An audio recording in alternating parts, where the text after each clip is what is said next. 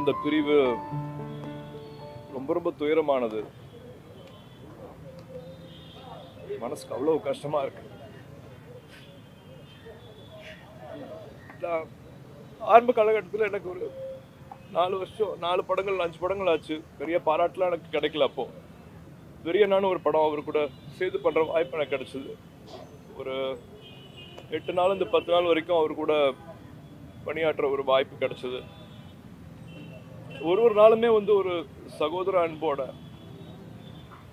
முதல் நாளே ஒன்னா உட்காந்து சாப்பிடலாம் அப்படின்னு கூப்பிட்டாரு. நான் ஒரு வேண்டுதல் அப்பாக்காக வேண்டிட்டு நான் 8 வருஷம் அசைவம் சாப்பிடல, நான்வெஜ் சாப்பிடல. என்னன்னா வெஜிடேரியன் சாப்பிட்றியா, நீ என்ன ஒரு வார்த்தை உரிமையா சொல்லி திட்டிட்டு அவர் பிளேட்ல இருந்து எடுத்து என்னை சாப்பிட வச்சார். நீ நடிக்கிற, உனக்கு உடம்புல சக்தி வேணும், இதெல்லாம் நீ வேற ஏதாவது வேண்டுதல் வேற ஏதாவது விட்டுக்கோ, நீ இதை சாப்பிட்டுதான் அப்படின்ட்டு கட்டாயப்படுத்தி அப்புறம் அவர் பிளேட்ல இருந்து எடுத்து எனக்கு ஊட்டி விட்டாரு. ஒரு நாள் அப்படி பார்த்துக்கிட்டாரு. டான்ஸ் மாஸ்டர் கூப்பிட்டு எனக்கு எக்ஸ்ட்ராவா ஸ்டெப்ஸ் எடுத்து வைங்க, நல்லா டான்ஸ் ஆகட்டும்னு சொல்லுவாரு. ஸ்டண்ட் மாஸ்டர் கிட்ட அதே மாதிரி சொல்லுவாரு. 8 நாளும் அவரை நான் பிரமிச்சு தான் பார்த்துருக்கேன். உச்ச நட்சத்திரங்கள்னாலே ரொம்ப தூரமா இருப்பாங்க, விலகி இருப்பாங்க. ஆனா எல்லாத்தையும் பக்கத்துல வச்சுப்பாரு. எல்லாத்தையும் எப்ப வேணாலும் அவரை கிட்ட போய் பேசலாம். அவர் அணுகிறது சிரமமே கிடையாது. யார் வேணாலும் எங்க வேணாலும் போய் பேசலாம் அவரு கூட. கார்கில் ஃபங்க்ஷன் போனதாகட்டும், மலேசியா சிங்கப்பூர்ல கலை நிகழ்ச்சி போனதாகட்டும், ஒரு நாளும் அவர் பண்ண விஷயங்கள் அவரோட துணிச்சலாம் பார்த்து அசந்துதான் போயிருக்கேன் நான். அவரு மறுபடியும் சந்திச்சு இல்லாட்டி இன்னும் நேரம் உட்காந்து பேச முடியல அப்படிங்கிற வருத்தம் நிறைய இருக்கு. இன்னொருத்தர் கிடையாது, அவரை மாதிரி இன்னொருத்தர் கிடையாது. இறுதி அஞ்சலியில் அவர் கூட நான் அவரை பார்க்க முடியல, அவர் முகத்தை பார்க்க முடியலங்கிறது எனக்கு எல்லாமே பெரிய ஒரு இழப்பு தான். அது ஈடு செய்ய முடியாத ஒரு இழப்பு. பெரியவங்களை இழக்கிறது எப்பவுமே ஒரு துயரமான விஷயம். அண்ணனோட இழப்புங்கிறது ரொம்ப கஷ்டமா இருக்கு. அவங்க குடும்பத்தாருக்கும் அவங்களோட சொந்தங்களுக்கும் தொண்டர்களுக்கும் எல்லாருக்கும் ஆழ்ந்த இரங்கலை நான் தெரிவிச்சுக்கிறேன். என்னோட ஆத்மா சாந்தி அடையணும்னு நான் வேண்டிக்கிறேன். எப்பவுமே அவரோட நினைவுல இருக்கும். அவரோட எல்லா பதிவுகளையும், அவரோட அழகான பதிவுகள், அவரோட அழகான மெமரிஸ் எல்லாத்தையும் கடைக்கோடி மக்கள் வரைக்கும் எடுத்துட்டு கொண்டு போயிட்டு இருக்கிற எல்லா ஊடக நண்பர்களுக்கும் நான் அதை நன்றி தெரிவிச்சுக்கிறேன். மறுபடியும் அந்த மெமரிஸ்ல வாழ்றதுக்கு ரொம்ப சந்தோஷமா இருக்கு.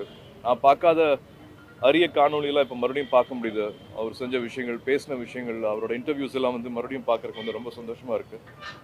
அதை மறுபடியும் எல்லாருக்கும் கொண்டு போய் சேர்த்துட்டு இருக்கிற ஊடக நண்பர்கள் எல்லாருக்கும் நன்றி தெரிவிச்சு. அவருக்கு பொதுவெளியில சிலை வைக்கணும் அப்படின்னு, மணிமண்டபம் அமைக்கணும் அப்படின்னு தொடர்ந்து கோரிக்கை எழுது. நீங்களும் அரசுக்கு எல்லாரும் சேர்ந்து என்ன முடிவு எடுக்கிறோமோ அதுல சந்தோஷம் தான். கட்டடத்துக்கு அவருடைய பேர் வைக்கணும் அப்படிங்கிற கோரிக்கை எழுது. எல்லாரும் சேர்ந்து அந்த முடிவு பெறணும்னா எனக்கு ரொம்ப சந்தோஷமா இருக்கு. உங்களுக்கு தனிப்பட்ட முறையில் உங்களுக்கு அங்கே நடிகர் சங்க கட்டடத்துக்கு பேர் வைக்கணும், விஜயகாந்த் பேர் வைக்கணும் ஆசை இருக்கா, உங்களுக்கு விருப்பம் இருக்கா? அது மீட்டெடுத்துல அவருக்கு பெரிய பங்கு இருக்கு. அவருக்கான மரியாதையை நிச்சயமா செஞ்சாகணும்.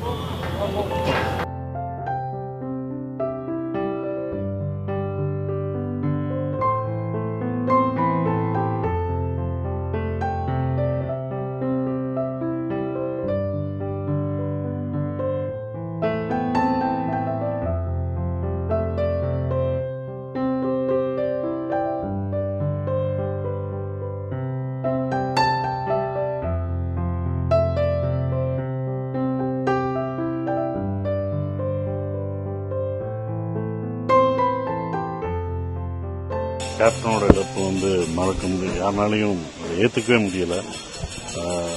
எல்லாருக்கும், எங்களுக்கு மட்டும் இல்லை, மக்கள், தமிழ்நாட்டு மக்கள் எல்லாருமே அதை நீங்கள் பார்த்துருப்பீங்க. அவ்வளோ தூரம் இது பண்ணியிருப்பாங்க.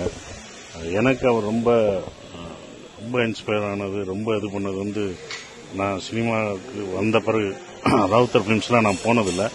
ராவுத்தர் ஃபிலிம்ஸில் சாப்பாடு கொடுப்பாரு. அவர் எல்லாருக்கும் எப்போதும் சாப்பாடு கிடைக்கும், எப்போதும் சாப்பாடு இது பண்ணுவார் அப்படின்ற ஒரு விஷயம் இருக்கு. அதை நாங்கள் அவர்கிட்ட தான் கற்றுக்கிட்டோம், கேள்விப்பட்டு கற்றுக்கிட்டோம். ஸோ அவர் இப்படி பண்ணாருன்னும் போது நான் என்னோட கம்பெனி ஆரம்பிக்கும் போது முதல் சொன்னது, இங்கே எல்லாருக்கும் ஒரே மாதிரி சாப்பாடு இருக்கணும், எப்படி கேப்டன் எல்லாருக்கும் கொடுத்தாரோ அது மாதிரி இருக்கணும் அப்படின்னு நான் அதை எங்கள் இதில் சொன்னேன்.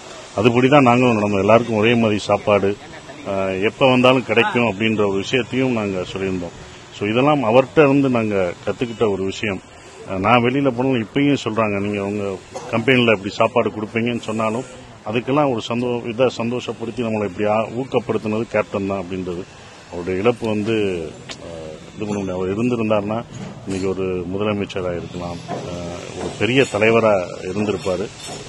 அவர் இழப்பு வந்து பார்க்குறோம்.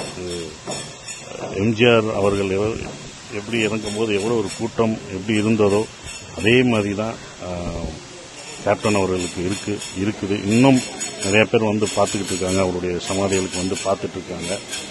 ஏன்னா அவர் செஞ்ச அந்த கொடை தான், அதுதான் வந்து அவர் எல்லாருக்கும் உதவி செஞ்சதை பல ஊர்லேருந்து இன்னும் வந்து பார்த்துட்டே இருக்காங்கன்னா அந்த இதுதான்.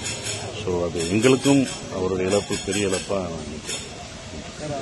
நடிகர் சங்கத்தில் நிறைய உதவி புதுசாக கட்டக்கூடிய கட்டடத்துக்கு அவருடைய பேரை கோரிக்கை வைக்கிறாங்க.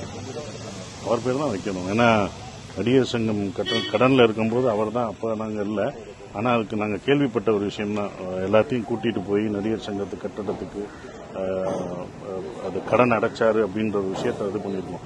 இப்போ நாங்கள்லாம் நடிகர் சங்கத்தில் இருக்கோம்னா அது வந்து அவர் என்ன பண்ணணும்னா அவருடைய இதுதான் கடன் அடைச்சணும். ஸோ அவர் பேர் வைக்கிறதுல யாருமே அதை வந்து நிராகரிக்க முடியாதுன்னு யாரும் சொல்ல முடியாது.